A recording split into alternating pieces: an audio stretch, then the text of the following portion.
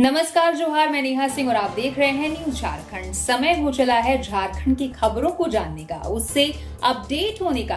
उससे पहले अगर आप न्यूज झारखंड चैनल पर नए हैं तो चैनल को सब्सक्राइब करके बेल आइकन प्रेस कर लीजिए, जिससे खबरों का अपडेट आपको मिलता रहे। तो चलिए जानते हैं आज की सुबह से लेकर शाम तक की बड़ी खबरों को। झारखंड में राज्यसभा चुनाव की प्रक्रिया शुरू। 2 सीटों पर सियासी गणित और उम्मीदवारों को लेकर सस्पेंस बरकरार। झारखंड की 2 राज्यसभा सीटों के लिए चुनावी प्रक्रिया आज 1 जून से अधिसूचना जारी होने के साथ ही शुरू हो गई है। गौरतलब हो कि झारखंड मुक्ति मोर्चा के संस्थापक शिबू सोरेन के निधन और भाजपा सांसद दीपक प्रकाश का कार्यकाल पूरा होने के बाद खाली हुई इन दोनों सीटों के लिए राज्यसभा चुनाव हो रहे हैं। बता दें कि चुनाव आयोग ने 1 जून से 8 जून तक नामांकन की तिथि निर्धारित की है। 9 जून को नामांकन पत्रों की जांच होगी और 11 जून तक उम्मीदवार अपना नाम वापस ले सकते हैं। वहीं राज्यसभा चुनाव के लिए मतदान 18 जून को सुबह 9 बजे से शाम 4 बजे तक होगा। इसके साथ ही उसी दिन शाम 5 बजे से मतगणना शुरू होगी। उसी दिन चुनाव परिणाम आने की संभावना है। झारखंड में राज्यसभा की 2 सीटों के लिए होने वाले चुनाव का गणित काफी दिलचस्प है। 81 सदस्यीय विधानसभा में 1 सीट जीतने के लिए राज्यसभा उम्मीदवार को 28 मतों की आवश्यकता होती है। वहीं झारखंड में राज्यसभा उम्मीदवार के नामों को लेकर संशय बरकरार है। सत्ताधारी गठबंधन में फिलहाल अभी बैठकों का ही दौर चल रहा है। झामुमो का 1 सीट पर चुनाव लड़ना तय है, जबकि 1 सीट के लिए कांग्रेस अपनी दावेदारी पेश कर रही है। लेकिन 1-2 दिनों में स्थिति स्पष्ट होने की संभावना है, जिसके बाद दोनों दल की ओर से अपने अपने उम्मीदवारों की घोषणा हो सकती है। कॉमर्शियल एलपीजी सिलेंडर 53 रुपए 50 पैसे तक महंगा। 5 किलो के फ्री ट्रेड वाले एलपीजी सिलेंडर के दाम 11 रुपए बढ़े। कॉमर्शियल सिलेंडर आज यानी 1 जून से 53 रुपए 50 पैसे तक महंगा हो गया है। 5 किलो वाले एलपीजी सिलेंडर की कीमतों में 11 रुपए का इजाफा किया गया है। इस बढ़ोतरी के बाद अब इस सिलेंडर की कीमत 821 रुपए 50 पैसे हो गई है। इसके अलावा पेट्रोल, डीजल और एटीएफ यानी हवाई जहाज के ईंधन पर नई एक्सपोर्ट ड्यूटी आज से लागू हो गई है। तेल कंपनियों ने कॉमर्शियल गैस सिलेंडर 53 रुपए 50 पैसे तक महंगा कर दिया है। दिल्ली में इसकी कीमत 3113 रुपए 50 पैसे हो गई है। पहले ये 3071 रुपए 50 पैसे में मिल रहा था। कॉमर्शियल सिलेंडर के दाम बढ़ने से रेस्टोरेंट मालिकों का खर्च बढ़ेगा। ऐसे में वे चाय, नाश्ते और थाली महंगी कर सकते हैं। शादियों की कैटरिंग भी महंगी हो सकती है। वहीं एफटीएल सिलेंडर की कीमत 11 रुपए बढ़कर 821 रुपए 50 पैसे हो गई है। पहले इसकी कीमत 810 रुपए 50 पैसे थी। एफटीएल सिलेंडर को छोटू सिलेंडर भी कहते हैं, जिसे कोई भी बिना एड्रेस प्रूफ ले सकता है। इनका ज्यादातर इस्तेमाल प्रवासी मजदूर, छात्र या छोटे दुकानदार करते हैं। इसी 5 किलो वाले छोटे सिलेंडर को रेगुलर कनेक्शन के साथ लेने पर इसके दाम 339 पर स्थित हैं। पलामू में बोरवेल ट्रक ऑटो की सीधी टक्कर। ऑटो के परखच्चे उड़े, पैसेंजर सड़क पर बिखर गए। 1 की मौके पर मौत, 5 घायल। पलामू के हुसैनाबाद में जपला छतरपुर रोड पर बोरवेल ट्रक और ऑटो की भीषण टक्कर में सड़हा निवासी चंद्रिका यादव की मौके पर ही मौत हो गई, जबकि 2 बच्चों समेत 5 लोग गंभीर रूप से घायल हो गए। टक्कर इतनी जोरदार थी कि ऑटो के परखच्चे उड़ गए और एक घायल का पैर कटकर अलग हो गया। स्थानीय लोगों ने घायलों को हुसैनाबाद अस्पताल पहुंचाया, जहां से गंभीर हालत को देखते हुए उन्हें बेहतर इलाज के लिए मेदिनीनगर रेफर कर दिया गया। इस हादसे से गुस्साए ग्रामीणों ने सड़क जाम कर प्रशासन और पाइपलाइन कंपनी के खिलाफ जमकर नारेबाजी की। लोगों का आरोप है कि पाइपलाइन बिछाने के बाद मिट्टी समतल न करने से सड़क संकरी और जानलेवा हो गई है। मौके पर पहुंची हुसैनाबाद पुलिस ने ग्रामीणों को समझाकर जाम हटवाया और यातायात बहाल कराया, जबकि ग्रामीणों ने मृतक के परिवार को मुआवजा, घायलों के इलाज और दोषियों पर सख्त कार्रवाई की मांग की है। पतरातू डैम में डूबने से लोहरदगा के युवक की मौत। दोस्तों के साथ नहाने गया था, रांची में रहकर कर रहा था पढ़ाई। रामगढ़ जिले के पतरातू डैम में देर शाम नहाने के दौरान एक युवक की डूबने से मौत हो गई। मृतक की पहचान लोहरदगा निवासी शशि उरांव के रूप में हुई है, जो जगरनाथ भगत का पुत्र था और रांची में रहकर स्नातक की पढ़ाई कर रहा था। शशि अपने 5 दोस्तों के साथ पतरातू डैम स्थित गौरव उरांव के घर आया था। देर शाम सभी दोस्त डैम में नहाने चले गए। इसी दौरान शशि उरांव पानी में डूब गया। जब वो दोस्तों को दिखाई नहीं दिया तो उन्होंने खोजबीन शुरू की और उसे पानी से बाहर निकाला। दोस्तों के अनुसार शशि को पानी से निकालने के बाद उसकी सांसें चल रही थी। उन्होंने उसे 15 बार सीपीआर दिया और तुरंत भुरकुंडा स्थित सीसीएल अस्पताल ले गया। हालांकि डॉक्टरों ने उसे वहां मृत घोषित कर दिया। भुरकुंडा पुलिस मौके पर पहुंची और शव को पोस्टमार्टम के लिए रामगढ़ सदर अस्पताल भेज दिया गया है। मृतक के दोस्तों ने उसके परिजनों को घटना की सूचना दे दी है।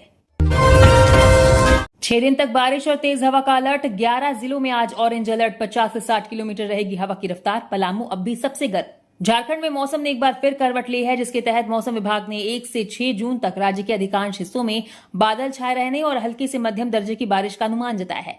आज रांची, धनबाद, बोकारो और जमशेदपुर समेत 11 जिलों में आंधी बारिश को लेकर ऑरेंज अलर्ट जारी किया गया है, जहां 50 से 60 किलोमीटर प्रति घंटे की रफ्तार से तेज हवाएं चल सकती हैं। हालांकि पिछले 24 घंटे में पश्चिमी सिंहभूम के मझगांव में सर्वाधिक 39.4 मिलीमीटर बारिश दर्ज की गई है, जिससे लोगों को भीषण गर्मी से राहत मिलेगी। मौसम विभाग ने वज्रपात की आशंका को देखते हुए लोगों को खराब मौसम के दौरान खुले स्थानों, पेड़ों और बिजली के खंभों से दूर रहने तथा सुरक्षित स्थानों पर रहने की सख्त सलाह दी है। इस मौसमी बदलाव के बीच राज्य के तापमान में उतार चढ़ाव का दौर जारी है। बीते दिनों डाल्टनगंज सबसे गर्म रहा, जहां अधिकतम तापमान 39.2 डिग्री सेल्सियस दर्ज किया गया और आने वाले दिनों में भी पलामू, गढ़वा और चतरा में पारा 38 डिग्री तक पहुंचने के कारण गर्मी का असर अधिक दिखेगा। दूसरी ओर रांची, बोकारो और रामगढ़ जैसे क्षेत्रों में तापमान 33 से 35 डिग्री के बीच रहने का अनुमान है, जिससे दिन में सिर्फ हल्की गर्मी का एहसास होगा। देवघर, धनबाद और दुमका जैसे जिलों में अधिकतम तापमान 34 से 36 डिग्री और न्यूनतम तापमान 26 डिग्री के आसपास रहने की संभावना है, जबकि राजधानी रांची में विशेष रूप से 2 जून से मौसम के और अधिक सक्रिय होने की उम्मीद जताई गई है। गुलकेड़ा पंचायत के पूर्व उप मुखिया की गोली मारकर हत्या, जांच में जुटी पुलिस। पश्चिमी सिंहभूम जिले के चक्रधरपुर थाना क्षेत्र के गुलकेड़ा पंचायत के पूर्व उप मुखिया संजय बोयपाई की अज्ञात अपराधियों ने गोली मारकर हत्या कर दी। घटना रविवार देर रात की बताई जा रही है। घटना के बाद इलाके में दहशत का माहौल है। बताया जा रहा है कि रविवार देर रात भोजन करने के बाद संजय अपने घर के आंगन में सो रहे थे। इसी दौरान देर रात लगभग 12:30 बजे 2-3 बाइक पर सवार होकर कुछ अज्ञात अपराधी वहां पहुंचे और संजय बोयपाई को निशाना बनाते हुए उनकी कनपट्टी पर गोली मार दी। गोली लगते ही उनकी मौके पर ही मौत हो गई। घटना को अंजाम देने के बाद सभी अपराधी फरार हो गए। घटना की सूचना मिलते ही आसपास के ग्रामीणों की भीड़ मौके पर जुट गई। वहीं सूचना मिलने के बाद सोमवार को पुलिस गांव पहुंची और शव को पोस्टमार्टम के लिए चक्रधरपुर के अनुमंडल अस्पताल लाया गया। फिलहाल पुलिस आसपास के ग्रामीणों से मामले की जांच पड़ताल कर रही है। गांव के कुछ ग्रामीणों की माने तो पुराने पारिवारिक रंजिश में घटना को अंजाम देने की आशंका जताई जा रही है। रिम्स कर्मियों का फूटा गुस्सा, 3 महीने से वेतन नहीं मिलने पर धरना। झारखंड की राजधानी रांची स्थित रिम्स के कर्मियों ने आज सोमवार को 3 महीने से वेतन भुगतान नहीं होने के विरोध में जोरदार धरना प्रदर्शन किया। इस दौरान कर्मचारी निदेशक कार्यालय पहुंचे और रिम्स प्रशासन व स्वास्थ्य मंत्री के खिलाफ जमकर नारेबाजी की। कर्मचारियों ने अपनी मांगों को जल्द पूरा करने और ओपीएस सिस्टम लागू करने की मांग उठाई। धरने पर बैठे कर्मियों ने स्पष्ट किया कि वे कार्य बहिष्कार नहीं कर रहे हैं। मरीजों की सुविधा को ध्यान में रखते हुए वार्ड और अपने कार्यस्थलों पर जूनियर कर्मचारियों को तैनात कर प्रदर्शन में शामिल हुए हैं। दुमका से कलयुगी पिता गिरफ्तार, 15 वर्षीय बेटी से 3 साल तक यौन शोषण का आरोप। पश्चिम बंगाल की दुर्गापुर पुलिस ने झारखंड के दुमका जिले से एक 47 वर्षीय व्यक्ति को अपनी ही 15 साल की नाबालिग बेटी के साथ पिछले 3 साल से यौन शोषण करने के आरोप में गिरफ्तार किया है। आरोपी शख्स, जो एक प्रतिष्ठित कंपनी में मैनेजर के पद पर कार्यरत है, उसके खिलाफ उसकी पत्नी ने दुर्गापुर न्यू टाउनशिप थाने में पॉक्सो एक्ट और भारतीय न्याय संहिता की गंभीर धाराओं के तहत मामला दर्ज करा है। आरोपी पिता दुमका में कार्यरत था, जहां से पुलिस ने उसे हिरासत में ले लिया। हालांकि आरोपी ने खुद को बेगुनाह बताते हुए इसे अपनी पत्नी की साजिश करार दिया है। इस घिनौने कृत्य का खुलासा तब हुआ जब मानसिक रूप से परेशान और गंभीर अवसाद से जूझ रही पीड़िता को इलाज के लिए वेल्लोर ले जाया गया। वहां डॉक्टरों द्वारा की गई काउंसलिंग में पीड़िता ने रोते हुए बताया कि उसका पिता उसके साथ गलत काम करता था और किसी को बताने पर मां को छोड़ने की धमकी देता था। वेल्लोर में सच सामने आने के बाद पीड़िता की मां ने तुरंत पुलिस में शिकायत दर्ज कराई, जिसके आधार पर यह कार्रवाई की गई है। उत्पाद सिपाही पेपर लीक केस में 6 आरोपियों की जमानत याचिका खारिज। झारखंड उत्पाद सिपाही परीक्षा पेपर लीक मामले में जेल में बंद 6 आरोपियों आशीष कुमार, विकास कुमार, योगेश प्रसाद, रंजीत कुमार, गुलाब चंद महतो और बुलबुल पांडे की जमानत याचिका को अपर न्यायायुक्त की अदालत ने खारिज कर दिया है। कोर्ट ने अनुसंधानकर्ता द्वारा पेश की गई केस डायरी और आरोपियों के आपराधिक इतिहास को देखते हुए इन्हें जमानत देने से साफ इनकार कर दिया, जबकि इस मामले में अब तक 161 अन्य आरोपियों को जमानत मिल चुकी है। ये मामला तमाड़ के रड़गांव में 11 अप्रैल की रात हुई पुलिस छापेमारी से जुड़ा है, जहां एक अर्धनिर्मित मकान में अभ्यर्थियों को रखकर प्रति छात्र 10-10 लाख रुपए में प्रश्न उत्तर रटवाए जा रहे थे। पुलिस ने मौके से अंतर्राज्यीय गिरोह के 5 सरगनाओं समेत कुल 166 लोगों को गिरफ्तार कर जेल भेज दिया था और जांच के दौरान अभ्यर्थियों के मोबाइल, एडमिट कार्ड और बैंक चेक भी बरामद किए गए थे। रांची सदर अस्पताल में प्रसव पीड़ा से कराहती महिला को गेट पर नहीं मिली पार्किंग की जगह, पैदल जाना पड़ा वार्ड। रांची सदर अस्पताल में पार्किंग की समस्या लगातार गंभीर बनी हुई है। अस्पताल के पुराने भवन के प्रवेश द्वार के पास अव्यवस्थित ढंग से बाइक और कारें खड़ी कर दी जाती हैं, जिससे एम्बुलेंस को गेट तक पहुंचने में परेशानी होती है। इसका सबसे अधिक असर गर्भवती महिलाओं और गंभीर मरीजों पर पड़ रहा है। रविवार को हरदाग से 108 एम्बुलेंस के जरिए एक गर्भवती महिला को गंभीर अवस्था में सदर अस्पताल लाया गया, लेकिन गेट के सामने बड़ी संख्या में खड़ी वाहनों के कारण एम्बुलेंस को काफी दूर रोकना पड़ा। इसके बाद प्रसव पीड़ा से करा रही महिला को परिजनों और एम्बुलेंस कर्मियों की मदद से पैदल ही वार्ड तक ले जाया गया। परिजनों ने बताया कि महिला की हालत पैदल चलने लायक थी नहीं, लेकिन फिर भी किसी तरह सहारा देकर उसे भर्ती कराया गया। इस दौरान अस्पताल का कोई कर्मचारी सहायता के लिए मौजूद नहीं था। एम्बुलेंस चालक ने बताया कि रविवार होने के बावजूद ये स्थिति थी, जबकि सामान्य दिनों में हालात और भी खराब रहते हैं। अस्पताल परिसर में अव्यवस्थित पार्किंग के कारण कई बार मरीजों को गेट से पहले ही उतरना पड़ता है और एम्बुलेंस कर्मी खुद उन्हें वार्ड तक पहुंचाने में मदद करते हैं। चालक ने कहा कि पार्किंग व्यवस्था की अनदेखी से खासकर गर्भवती महिलाओं, बुजुर्गों और गंभीर मरीजों को अनावश्यक परेशानियों का सामना करना पड़ रहा है। स्वास्थ्य सेवाओं को मिलेगा टेक्नोलॉजी का साथ, योजनाओं की मॉनिटरिंग पर खर्च होंगे 10 करोड़ 36 लाख रुपए। झारखंड सरकार स्वास्थ्य सेवाओं को तकनीक से जोड़कर अधिक प्रभावी और पारदर्शी बनाने की दिशा में आगे बढ़ रही है। इसी कड़ी में स्वास्थ्य विभाग ने प्रधानमंत्री Ayushman Bharat health infrastructure mission और 15वें वित्त आयोग के तहत संचालित स्वास्थ्य योजनाओं की मॉनिटरिंग और प्रबंधन के लिए 10 करोड़ 36 लाख रुपए की मंजूरी दी है। विभाग की ओर से जारी आदेश के अनुसार इन योजनाओं के बेहतर क्रियान्वयन और तकनीकी सहयोग के लिए national informatics centre services incorporated नई दिल्ली को परामर्शी एजेंसी नियुक्त किया गया है। ये एजेंसी राज्य और जिला स्तर पर गठित प्रोजेक्ट मैनेजमेंट यूनिट को तकनीकी, प्रशासनिक और प्रबंधन संबंधी सहायता प्रदान करेगी। आम लोगों की तरह सड़कों पर निकले सीएम हेमंत सोरेन, रांची में ट्रैफिक और सुरक्षा व्यवस्था का लिया जायजा। झारखंड के मुख्यमंत्री हेमंत सोरेन रविवार शाम राजधानी रांची की सड़कों पर आम नागरिक के रूप में नजर आए। शहर की वास्तविक स्थिति को समझने और प्रशासनिक व्यवस्थाओं का आकलन करने के उद्देश्य से मुख्यमंत्री बिना किसी वीआईपी काफिले के अपने आवास से निकले और विभिन्न इलाकों का निरीक्षण किया। जानकारी के अनुसार मुख्यमंत्री कांके रोड स्थित सरकारी आवास से निजी वाहन में सवार हुए और इस दौरान उनके साथ पारंपरिक सुरक्षा कारकेड मौजूद नहीं था। शहर के विभिन्न मार्गों से गुजरते हुए उन्होंने ट्रैफिक व्यवस्था, सड़क पर लोगों की गतिविधियों और विधि व्यवस्था की स्थिति का अवलोकन किया। निरीक्षण के दौरान वे कांटा टोली चौक भी पहुंचे, जहां उन्होंने यातायात संचालन और नागरिक सुविधाओं का जायजा लिया। जामताड़ा में साइबर ठगी, खाते से 61,000 रुपए निकाले।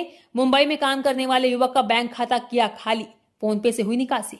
झारखंड के जामताड़ा जिले के नारायणपुर थाना क्षेत्र अंतर्गत टोपाटॉट गांव में साइबर अपराधियों ने मुंबई में मजदूरी करने वाले युवक कमरुल अंसारी के बैंक ऑफ इंडिया खाते से 61,000 रुपए की ठगी कर ली। अपराधियों ने 29 और 30 मई के दरमियान रात को फोन पे के माध्यम से 5-5 हजार की 12 बार और 1,000 की एक बार में पूरी रकम उड़ा दी, जिससे खाते में मात्र 10 रुपए 27 पैसे बचे। पीड़ित का कहना है कि उन्हें ना तो कोई संदिग्ध फोन कॉल आया, ना ही उन्होंने किसी से ओटीपी साझा किया, जिससे इस डिजिटल सेंधमारी ने उन्हें हैरान कर दिया है। खाते से पैसे कटने की जानकारी मिलने के बाद पीड़ित ने बैंक से संपर्क किया, जहां से मिले स्टेटमेंट में फोन पे के जरिए हुई लेनदेन की पुष्टि हुई है। इसके बाद कमरुल अंसारी ने जामताड़ा साइबर थाने में लिखित शिकायत दर्ज कराई है। साइबर थाना प्रभारी राजेश मंडल ने मामले की पुष्टि करते हुए बताया कि आवेदन प्राप्त हो चुका है और एक अनुसंधान पदाधिकारी की नियुक्ति कर जांच शुरू कर दी गई है। फिलहाल पुलिस फोन पे ट्रांजैक्शन, बैंकिंग रिकॉर्ड और अन्य तकनीकी पहलुओं को खंगालने में जुटी हुई है। गले में फंसी जिंदा मछली निगलने की कोशिश पड़ गई भारी, डॉक्टरों ने बचाई जान। पश्चिमी सिंहभूम जिले के सदर अस्पताल चाईबासा में चिकित्सकों की सतर्कता, त्वरित निर्णय क्षमता और बेहतर टीम वर्क का सराहनीय उदाहरण सामने आया है। गले में पूरी मछली फंस जाने से गंभीर रूप में पहुंचे एक मरीज की जान अस्पताल के डॉक्टरों ने समय रहते सफल उपचार कर बचा ली। जानकारी के अनुसार मरीज के गले में अचानक पूरी मछली फंस गई, जिसके कारण उसे सांस लेने और भोजन निगलने में परेशानी होने लगी। स्थिति लगातार बिगड़ती जा रही थी। परिजन बिना देरी किए उसे सदर अस्पताल के आपातकालीन विभाग लेकर पहुंचे, जहां चिकित्सकों ने मामले की गंभीरता को देखते हुए तत्काल उपचार शुरू किया। आपातकालीन विभाग में तैनात डॉक्टर प्रदीप कुमार और उनकी टीम ने मरीज की गहन जांच की। प्राथमिक प्रशिक्षण के बाद डॉक्टरों ने विशेष सावधानी और चिकित्सकीय दक्षता का परिचय देते हुए गले में फंसी मछली को सफलतापूर्वक बाहर निकाल लिया। इस प्रक्रिया के बाद मरीज को तत्काल राहत मिली और उसकी जान पर मंडरा रहा खतरा टल गया। जमशेदपुर में करोड़ों का बजट, फिर भी लाचार पिता को गोद में उठाना पड़ा बेटे का शव। एमजीएम अस्पताल में न स्ट्रेचर मिला, न मोक्ष वाहन। जमशेदपुर के प्रतिष्ठित महात्मा गांधी मेमोरियल अस्पताल से संवेदनहीनता की एक बेहद दर्दनाक तस्वीर सामने आई है। यहां गम्हरिया निवासी अखिलेश पासवान के 13 वर्षीय बेटे की इलाज के दौरान मौत हो गई, जो हाई शुगर और खून की कमी से पीड़ित था। दुखद बात यह रही कि बच्चे की मौत के बाद अस्पताल प्रशासन की ओर से परिजनों को न स्ट्रेचर मिला और न ही शव को घर ले जाने के लिए मोक्ष वाहन की सुविधा दी गई। पीड़ित परिवार एक विभाग से दूसरे विभाग भटकता रहा, लेकिन कोई मदद न मिलने पर लाचार पिता को अपने मासूम बेटे के शव को गोद में उठाकर अस्पताल परिसर से बाहर आना पड़ा और निजी वाहन से शव को घर ले जाना पड़ा। करोड़ों रुपए के बजट और बड़ी बड़ी व्यवस्थाओं का दावा करने वाले सरकारी अस्पताल ये घटना सीधे तौर पर स्वास्थ्य तंत्र की लाचारी और संवेदनहीनता को उजागर करती है। हालांकि मामले की तूल पकड़ने पर एमजीएम के अधीक्षक डॉक्टर बलराम झा ने जांच टीम गठित कर दोषियों के खिलाफ कार्रवाई का आश्वासन दिया है। लेकिन बड़ा सवाल यह है कि क्या सरकारी अस्पतालों में बुनियादी सुविधाएं और मानवीय संवेदनशीलता सिर्फ कागजों तक ही सीमित है? क्योंकि अक्सर ऐसी घटनाओं के बाद सिर्फ जांच का भरोसा ही मिलता है, लेकिन धरातल पर व्यवस्थाएं नहीं सुधरती। जमशेदपुर में छोटी रकम को लेकर बड़ा बवाल, 122 रुपए बकाया मांगने पर मनचलों की फायरिंग। जमशेदपुर के जुगसलाई थाना क्षेत्र के मिल्लत नगर स्थित हबीब नगर में रविवार रात महज 122 रुपए की बकाया पैसे को लेकर हुए विवाद ने हिंसक रूप ले लिया। आरोप है कि बकाया पैसे मांगने पर दो युवकों ने पहले दुकानदार के साथ मारपीट और दुकान में तोड़फोड़ की। बाद में इलाके में दहशत फैलाने के लिए 2 राउंड हवाई फायरिंग कर फरार किया। घटना रात करीब 8 बजे की बताई जा रही है। जानकारी के अनुसार हबीब नगर निवासी इम्तियाज की एक जनरल स्टोर की दुकान है। रविवार रात गुसलाई निवासी आसिफ नामक युवक उनकी दुकान पर पहुंचा और बताया कि राज बच्चा ने कुछ सामान मंगाया है। आसिफ ने इम्तियाज से 122 रुपए का सामान खरीदा। इसके बाद इम्तियाज ने बकाया का पुर्जा बनाकर आसिफ के हाथों राज बच्चा के पास भेज दिया और पैसे भेजने को कहा। इम्तियाज का आरोप है कि कुछ ही मिनट बाद राज बच्चा और पलटन बाइक से दुकान पहुंचे और पैसे मांगने की बात पर गाली गलौज करते हुए मारपीट शुरू कर दी। झारखंड आईटीआई प्रवेश के लिए नामांकन प्रक्रिया शुरू, 25 जून अंतिम तिथि। झारखंड सरकार के श्रम, नियोजन, प्रशिक्षण व कौशल विकास विभाग ने राज्य के सरकारी, निजी व पीपीपी मोड पर संचालित औद्योगिक प्रशिक्षण संस्थानों में शैक्षणिक सत्र 2026-28 के लिए नामांकन प्रक्रिया शुरू कर दी है। इच्छुक अभ्यर्थी आज 1 जून से 25 जून 2026 तक ऑनलाइन आवेदन कर सकते हैं। विभाग द्वारा जारी अधिसूचना के अनुसार औपबंधिक मेधा सूची प्रोविजनल मेरिट लिस्ट का प्रकाशन 29 जून 2026 को दोपहर 12 बजे किया जाएगा। तंबाकू के खिलाफ जागरूकता अभियान डीसी ने हरी झंडी दिखाकर रवाना किया। सरायकेला जिले को तंबाकू मुक्त बनाने की दिशा में स्वास्थ्य विभाग ने एक विशेष जन जागरूकता अभियान शुरू किया है। आज सोमवार को समाहरणालय परिसर में उपायुक्त नीतीश कुमार ने तंबाकू निषेध व नियंत्रण अभियान के तहत जागरूकता रथ को हरी झंडी दिखाकर रवाना किया। ये रथ अगले 1 माह तक जिले के विभिन्न गांवों, पंचायतों और शहर क्षेत्रों में भ्रमण कर लोगों को तंबाकू सेवन के दुष्प्रभावों के बारे में भी जागरूक करेगा। इस अवसर पर उपायुक्त ने कहा कि तंबाकू का सेवन कई गंभीर बीमारियों का कारण बनता है। इससे कैंसर, हृदय रोग, फेफड़ों की बीमारी और अन्य जानलेवा स्वास्थ्य समस्याएं हो सकती हैं। उन्होंने लोगों से तंबाकू मुक्त जीवन शैली अपनाने की अपील करते हुए कहा कि स्वस्थ समाज के निर्माण के लिए हर व्यक्ति को स्वयं जागरूक होने के साथ दूसरों को भी जागरूक करना होगा। गिरिडीह के डॉक्टर्स लेन में 5 लाख की चोरी, पूर्व विधायक के आवास के पास सोने घर से जेवरात और नकदी ले गए चोर। गिरिडीह नगर थाना क्षेत्र के डॉक्टर्स लेन में पूर्व विधायक निर्भय शाहाबादी के आवास के पास स्थित एक सोने घर में चोरी की बड़ी घटना हुई है। अज्ञात चोरों ने घर का ताला और कमरे का दरवाजा तोड़कर करीब 30,000 रुपए नगद तथा 5 लाख रुपए मूल्य के सोने चांदी के जेवरात, बर्तन और अन्य कीमती सामान चुरा ले गए। गृहस्वामी निखिल कुमार उर्फ गोलू शनिवार को अपनी पत्नी के साथ चांदोरी रोड स्थित दूसरे आवास गए हुए थे। रविवार देर रात लौटने पर उन्हें चोरी की जानकारी मिली। पीड़ित के अनुसार चोरों ने अलमारी, बक्सा और स्टोरेज को तोड़कर उसमें रखे कीमती सामान पर हाथ साफ कर दिया। घर की गुल्लक भी तोड़ दी और उसमें जमा रुपए भी ले गए। घटना की सूचना मिलते ही नगर थाना पुलिस मौके पर पहुंची और जांच शुरू कर दी। इस चोरी के बाद इलाके में दहशत का माहौल है तथा स्थानीय लोगों ने पुलिस गश्ती व्यवस्था पर सवाल उठाए हैं। तेज रफ्तार वाहन ने बाइक सवार को मारी टक्कर, हालत गंभीर। जमशेदपुर शहर के पारडी स्थित काली मंदिर के पास रविवार देर रात एक तेज रफ्तार अज्ञात कार ने बाइक को पीछे से टक्कर मार दी।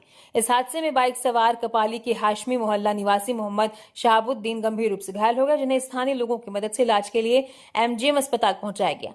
घटना के समय युवक पारडी चौक की ओर जा रहा था, तभी यह हादसा हुआ। फिलहाल अस्पताल में घायल युवक की स्थिति गंभीर बनी हुई है और घटना की जानकारी उनके परिजनों को दे दी गई है।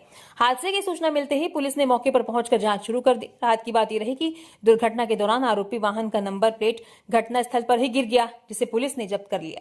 पुलिस अब इस नंबर प्लेट और आसपास लगे सीसीटीवी कैमरों की फुटेज के आधार पर फरार वाहन और उसके चालक की पहचान करने में जुटी है, जिससे जल्द से जल्द कानूनी कार्रवाई की जा सके। साहेबगंज के चपड़ी गांव में व्यवस्था लाचार, बीमार महिला के लिए खाट बनी एम्बुलेंस, उबड़ खाबड़ रास्तों के सहारे पहुंचे अस्पताल। साहेबगंज के चपड़ी गांव में पक्की सड़क न होने के कारण एक बीमार आदिम जनजाति महिला सोमी पहाड़िन को ग्रामीण खाट पर लादकर उबड़ खाबड़ रास्तों से अस्पताल पहुंचाने को मजबूर हुए। आजादी के 78 साल बाद भी इस गांव की स्थिति इतनी बदतर है कि प्रसव पीड़ा होने पर गर्भवती महिलाओं को 3 किलोमीटर दूर मुख्य सड़क तक खाट पर ही ले जाना पड़ता है। बरसात में तो इस इलाके का प्रखंड मुख्यालय से संपर्क पूरी तरह टूट जाता है, जो प्रशासनिक दावों की पोल खोलता है। परिजनों के पास इलाज के लिए पैसे न होने के कारण गंभीर रूप से बीमार सोमी पहाड़िन का जीवन अब भगवान भरोसे है। ग्रामीणों का आरोप है कि अधिकारी एसी कमरों में बैठकर कागजी समीक्षा करते हैं, जिससे जमीनी हकीकत नहीं बदल रही। इस विकट समस्या को लेकर चपड़ी गांव के लोगों ने जिले के उपायुक्त से गांव तक जल्द से जल्द पक्की सड़क बनवाने और पीड़ित महिला के मुफ्त इलाज की गुहार लगाई है। सरिया में घर के पीछे मिला शव, परिजनों ने जमीन कारोबारियों पर लगाया हत्या का आरोप। गिरिडीह जिले के सरिया में इंकलाबी नौजवान सभा नेता राहुल राज मंडल के पिता अशोक मंडल की संदिग्ध परिस्थिति में शव मिलने से इलाके में सनसनी फैल गई।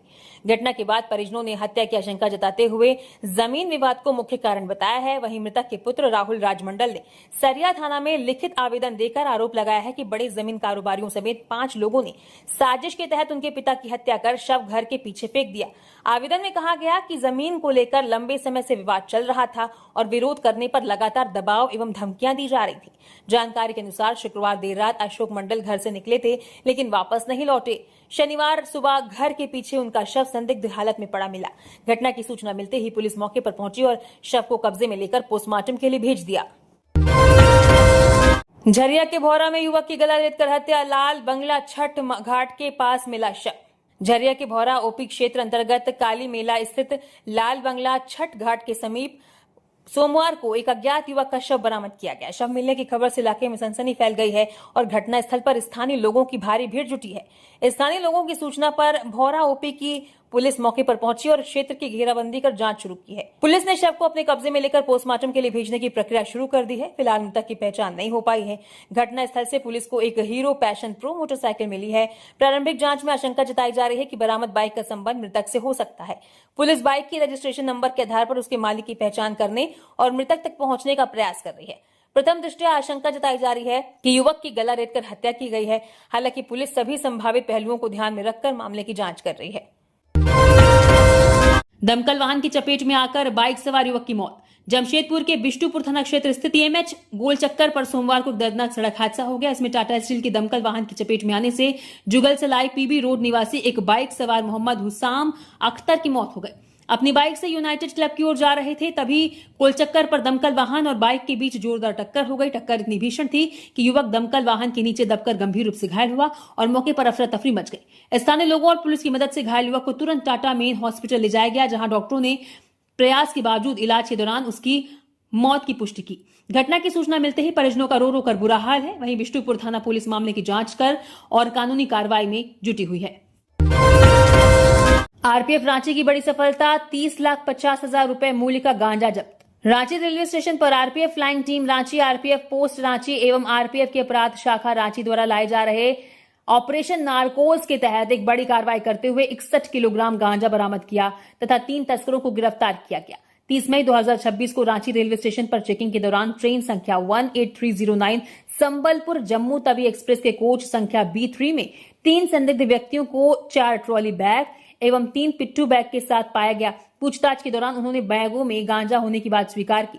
ट्रेन के रवाना होने पर सभी संदिग्धों को उनके सामान सहित नामकुम रेलवे स्टेशन पर उतारकर विधि सम्मत जांच की गई। जांच के दौरान आयुष सिंह, प्रिंस कुमार एवं अंकित पाठक निवासी जिला बक्सर के कब्जे से कुल 61 पैकेट गांजा तथा 3 मोबाइल फोन बरामद किए गए।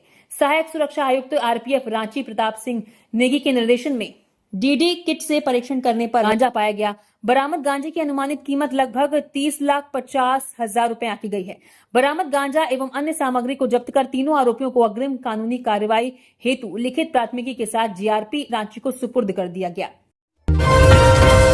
हजारीबाग में लापता बच्ची का नदी किनारे मिला शत विशत शव, 2.5 साल का भाई अब भी गायब। हजारीबाग जिले के कोर्रा थाना क्षेत्र के सिंदूर पंचायत भवन के पीछे सिंदूर नदी के दश कर्म घाट के पास रविवार की रात एक अज्ञात युवती का शत विशत शव बरामद हुआ। शव की स्थिति बेहद भयावह होने और चेहरे पर गहरे चोट के निशान पाए गए हैं। प्रथम दृष्टया मामला हत्या का प्रतीत हो रहा है। आशंका जताई जा रही है कि मृतका की पहचान छिपाने के उद्देश्य से उसके चेहरे को बुरी तरह क्षतिग्रस्त किया गया है। मृतका की पहचान कूद बस्ती निवासी तमन्ना पिता मोहम्मद आमिर के तौर पर हुई है। वहीं मृतका के स्वजनों का कहना है कि उनका 2.5 साल का बेटा रिजवान अब भी गायब है। स्वजन गायब हुए बेटे को खोजने की बात कहते हुए शव के पोस्टमार्टम के विरोध कर रहे हैं। बता दें कि मोहम्मद आमिर ने विगत 27 मई कटक मदाग थाना में अपने 2 बच्चों के गायब होने का मामला दर्ज कराया था। बिष्टुपुर में अनियंत्रित कार दुकान में घुसी, नशे में गाड़ी चलाने का आरोप। बिष्टुपुर थाना क्षेत्र में रविवार को बड़ा हादसा होते होते टल गया। यहां विमेंस कॉलेज के पास एक तेज रफ्तार कार अचानक अनियंत्रित होकर सड़क किनारे स्थित दुकान में जा घुसी। घटना के बाद कुछ देर के लिए इलाके में अफरा तफरी मच गई, पर गनीमत रही कि कोई जन हानि नहीं हुई है। प्रत्यक्षदर्शियों के अनुसार कार चालक कथित तौर पर नशे की हालत में वाहन चला रहा था। इसी दौरान उसने वाहन से नियंत्रण खो दिया और कार सीधे सड़क किनारे मौजूद एक दुकान में टकरा गई। टक्कर इतनी जोरदार थी कि दुकान का सामने का हिस्सा क्षतिग्रस्त हो गया, जबकि कार का आगे का भाग टूट गया। हादसे की तेज आवाज सुनकर आसपास के लोग मौके पर पहुंचे और देखते ही देखते वहां लोगों की भारी भीड़ जमा हो गई। स्थानीय लोगों का कहना है कि यदि उस समय दुकान के सामने अधिक लोग मौजूद होते तो बड़ा हादसा हो सकता था। लोगों ने चालक पर नशे में गाड़ी चलाने का आरोप लगाया है। हजारीबाग में कोयला लदे ट्रक ने 2 लोगों को कुचला। ट्रक मारने के बाद स्कूटी को 200 मीटर घसीटा, एक मौके पर तो दूसरा अस्पताल में मरा। हजारीबाग जिले के चुरचू थाना क्षेत्र में रविवार देर रात एक बड़ा हादसा हो गया, जहां अवैध कोयला लदे एक अनियंत्रित ट्रक ने स्कूटी को टक्कर मार दी और उसे करीब 200 मीटर तक घसीटा। इस भीषण दुर्घटना में स्कूटी सवार 28 वर्षीय आकाश हांसदा की मौके पर ही मौत हो गई, जबकि 24 वर्षीय राजेंद्र वास्के ने अस्पताल में इलाज के दौरान दम तोड़ दिया। दोनों मृतक अपने अपने परिवारों में के एकमात्र कमाने वाले सदस्य थे, जिससे उनके पीछे छोटे बच्चों और परिजनों के सामने अब गहरा आर्थिक संकट खड़ा हो गया है। थाना प्रभारी कुमार अश्विनी ने पुष्टि की है कि दुर्घटनाग्रस्त ट्रक में कोयले के कोई वैध कागजात नहीं मिले हैं। इस घटना से आक्रोशित स्थानीय लोगों ने शवों को सड़क पर रखकर जाम लगा दिया और ट्रक के पहियों की हवा निकाल दी। ग्रामीणों का गंभीर आरोप है कि स्थानीय पुलिस के संरक्षण में इलाके में अवैध कोयले का काला कारोबार और तेज रफ्तार भारी वाहनों का आतंक धड़ल्ले से चल रहा है। चुरचू, अंगो, चरही और टाटी झरिया थानों की पुलिस ने मौके पर पहुंचकर काफी मशक्कत के बाद ग्रामीणों को शांत कराया और शवों को पोस्टमार्टम के लिए भेजा। ग्रामीण अब पीड़ितों के आश्रितों के लिए उचित मुआवजे, नौकरी और इस पूरे अवैध कोयला कारोबार की उच्च स्तरीय जांच की मांग पर अड़े हैं। इसी तरह और भी खबरों से अपडेट रहने के लिए न्यूज झारखंड चैनल को सब्सक्राइब करें। धन्यवाद।